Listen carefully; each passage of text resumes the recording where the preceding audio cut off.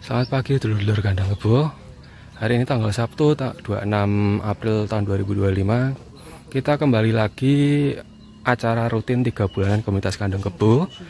Dan di hari Sabtu ini seperti biasa ada sarasehan. Dan tentunya sarasehan ada di base camp di pendopo situ. Dan kita akan saksikan bersama-sama sarasehan kali ini. Tapi ini kita hanya sekilas-sekilas. Dan untuk dulur-dulur semua yang penasaran dengan isi sarasehan, bisa nonton di siaran ulangnya live streaming Komunitas Kandang Kebo, tentunya di YouTube Komunitas Kandang Kebo. Mohon izin untuk semuanya bahwa pagi hari ini merupakan kegiatan Komunitas Kandang Kebo yang kesekian puluh kalinya, karena sudah sejak 2016 secara rutin kita mengadakan kegiatan seperti ini setiap 3 bulan sekali. Sebelumnya selamat datang kepada Pak Bagio sebagai narasumber kita hari ini. Mas Cahyono, terima kasih sudah berkenan hadir juga di sini, dan juga Bapak Ibu semua yang tidak bisa saya sebutkan satu persatu ya. Nah, terima kasih juga. Saya lihat di sini banyak peserta yang mungkin baru pertama kali ya datang di kegiatan ini, dan saya bersyukur juga banyak terlihat masih muda-muda. Ini suatu kebahagiaan bagi kami para kalangan setengah tua untuk generasi kedepannya supaya kegiatan seperti ini tetap berlangsung. Kita memasuki acara utama, yaitu diskusi atau sarasehan tentang seluk-beluknya Merapi. Untuk itu kami persilahkan para narasumber, Pak Bagio dan Mas Cahyono, untuk menempati tempat yang sudah disediakan. Dan untuk moderator pada pagi hari ini, mungkin yang belum pernah kenal, kita mengundang Mas Transpio Sario Manda yang lebih dikenal dengan nama Cak Cuk, itu kalau di Facebook. Saya persilahkan Prof. Bagio, Mas Cah, untuk menempati kursi yang sudah disediakan. Cekap boten nggih. Kula kok boten.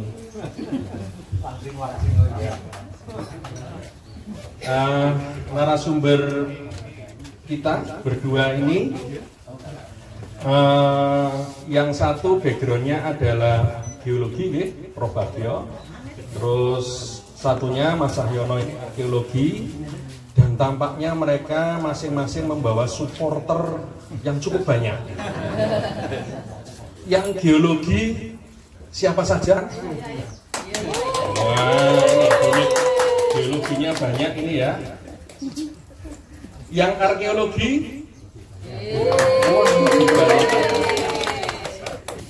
Ya, ini saya ini sebetulnya hanya diminta untuk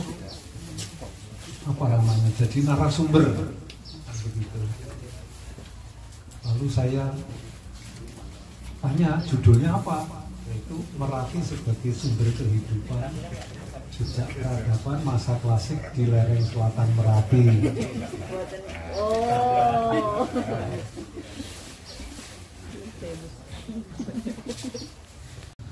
Demi waktu, sesungguhnya manusia merugi. Mestinya dilanjutkan ya. Kecuali ya, jadi itu prinsip saya sebagai geologis, dan mungkin yang lain juga sama, bahwa itu karena kehendak manusia satu menguasai manusia yang lain, sehingga ada penghancuran kebudayaan.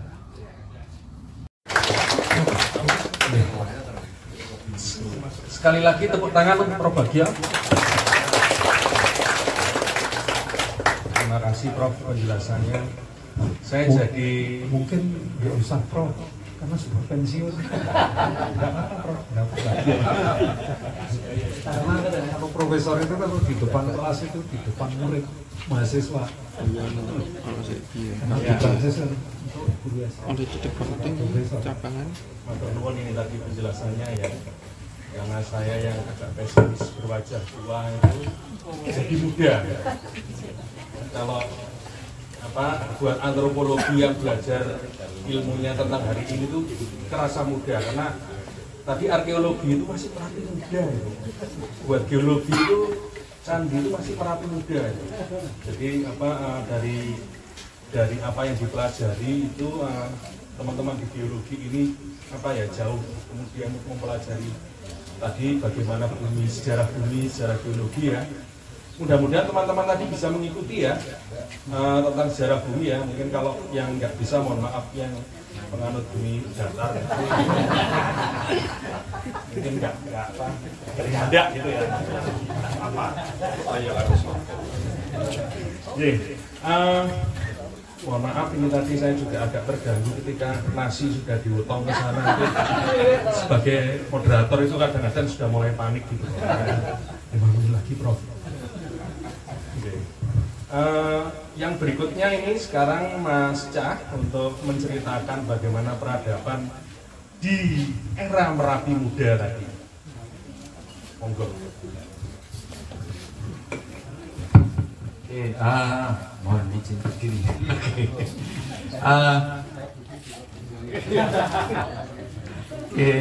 Selamat pagi semuanya. Selamat siang. Selamat siang semuanya. Kandang Kebu ada salamnya? Enggak ada ya? Kebu. Biasanya kita mengawali dengan salam begitu ya, terutama saya di museum. Setiap kali pertemuan salam itu bisa puluhan kali.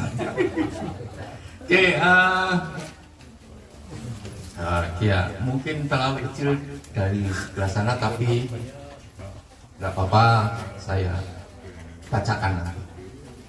Jadi saya Cahyono Prasojo memperkenalkan diri. Ini pertama kali saya kesini.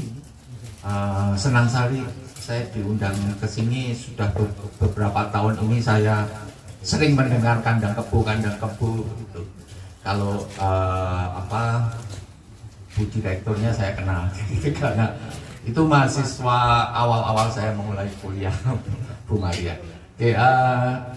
Jadi saya ngajar di Departemen Arkeologi di UGM, kemudian sekarang juga aktif di Museum UGM.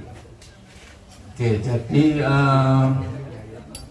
topiknya diberikan oleh panitia itu berkaitan dengan Merapi sebagai sumber kehidupan, jejak peradaban masa klasik di lereng selatan Merapi.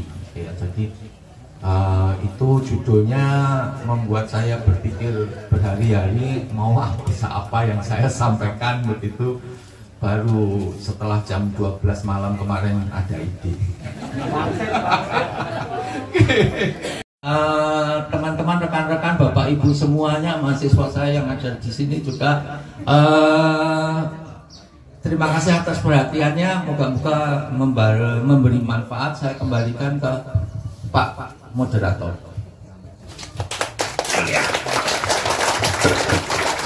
Terima kasih. Ya, ini Mas Cahyono mengajak kita ya supaya kita kalau jalan-jalan itu bisa bikin kesimpulan sendiri gitu. Bisa.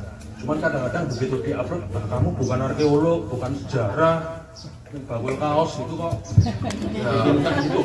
Sering. Jadi diskusi di grup Kandang Kebu seringkali juga kayak gitu. Sehingga kadang-kadang teman-teman juga agak yang lain biasanya cuma syukur. Kalau ada temennya di syukur, kapok.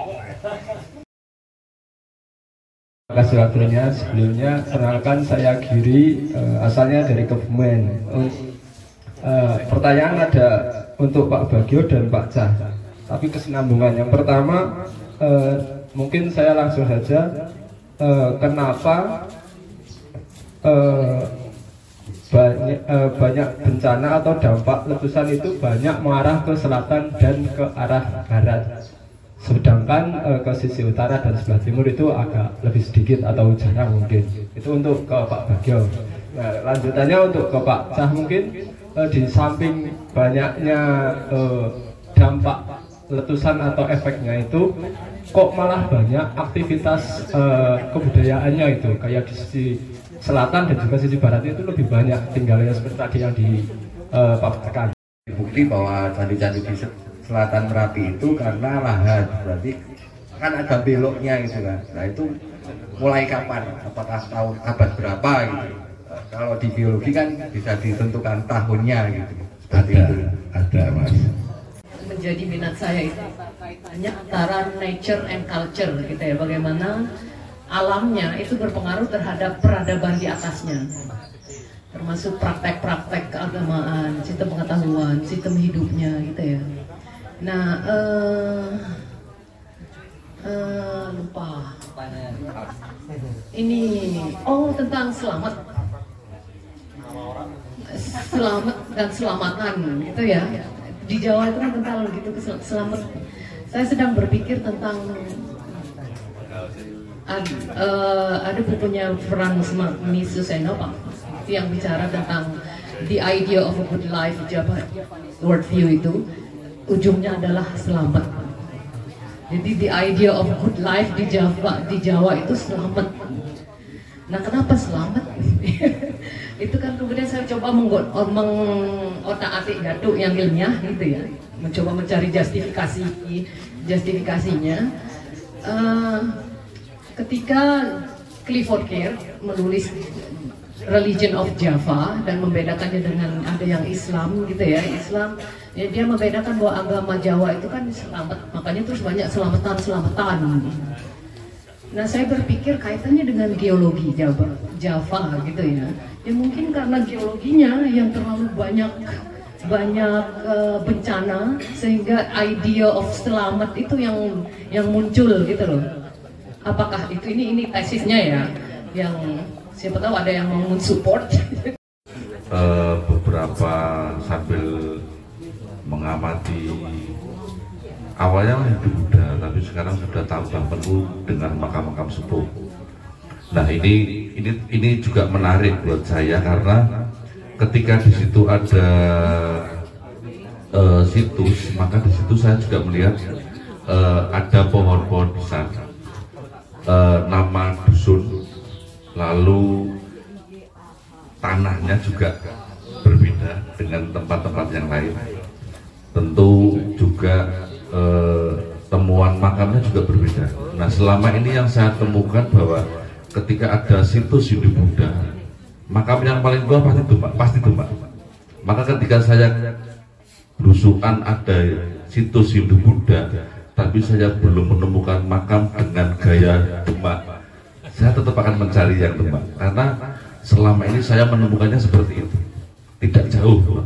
Jadi tidak jauh dari misalnya situsnya di titik di sini, maka jarak sekian kilo, biasanya 1,5 kilo pasti ada makam tangguh itu Pak. Nah, ini menjadi menarik. Beberapa saat yang terakhir saya menemukan di dekat situs Patirtan Kunden Tegalyoso ini, saya belum menemukan makam dengan gaya Demak, tapi terakhir saya akhirnya menemukan dan jaraknya tidak jauh, hanya sekitar kurang lebih dari 1 kilo itu ketemu. Nah, menu makam ini ditambahkan atau diusulkan oleh Pak Dijuk untuk nek kue sinau Hindu Buddha nambah menu makam, karena itu akan sangat menarik. Nah, dan itu memang tidak bohong, tidak tanpa dasar, ternyata memang menarik, dan ini kesinambungan seninya. Matur nuwun, mohon maaf kalau selama proses tadi mungkin terlalu panjang, orang ndang mangan-mangan gitu ya, karena obrolannya asik gitu ya. Oke, sebelum kita makan-makan, ada request untuk foto bersama. Silahkan bagaimana untuk monggo Mbak Ana untuk Kandang Kebo, menapa cecerak sang leluhur Nusantara. Terima kasih. Nggih, monggo rekan-rekan silakan menuju ke saung di sisi timur. Selamat siang. Senang sekali saya ada di sini kan, komunitas Kandang Kebo hari ini untuk sharing sesuatu tentang arkeologi kalau saya ya. Tetapi tadi kita akan lihat bahwa acara hari ini, Sarasian hari ini dipenuhi dengan dialog antar beberapa disiplin, ilmu disiplin.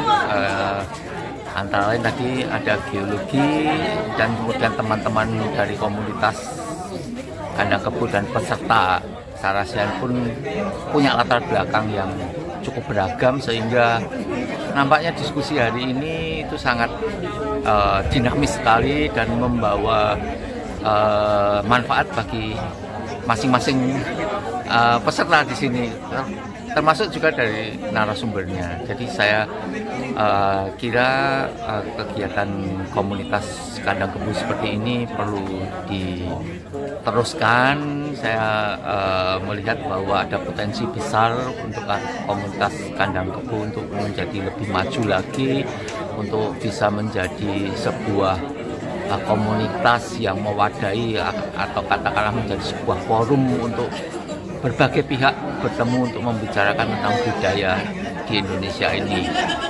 Demikian yang mungkin kesan yang saya dapatkan hari ini. Moga-moga Kandang Kebo, komunitas Kandang Kebo tambah maju. Ya, hari ini betul-betul menarik karena kita bisa mempersatukan hasil-hasil penelitian dari beberapa cabang secara yang tadinya dikerjakan secara sektoral, misalnya geologi, arkeologi, antropologi dan sebagainya bisa disatukan. Jadi salah satu pentingnya pertemuan semacam ini adalah pertama dihadiri oleh banyak ahli dan juga banyak pembelajar, artinya termasuk orang-orang muda, anak-anak muda yang masih level mahasiswa atau bahkan SMA ikut hadir. Ini dengan berkumpulnya banyak tenaga ahli itu mereka akan belajar teknik pertama. Yang kedua, dari berkumpulnya dan diskusi yang bersifat sangat terbuka ini, walaupun belum sempurna, tapi kemudian akan terbentuk pengertian atau pengetahuan yang lebih utuh daripada sekedar hasil penelitian yang dilakukan secara sektoral. Jadi contohnya tadi bahwa masalah penyebaran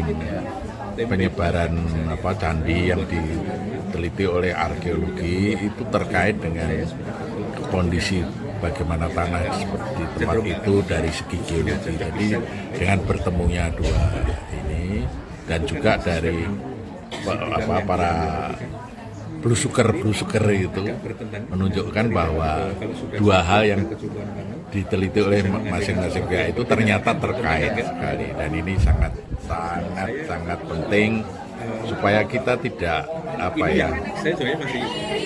tidak fanatik terhadap bidang kita masing-masing, tapi kita bisa bekerja sama yang hasilnya bisa lebih bermanfaat bagi orang banyak.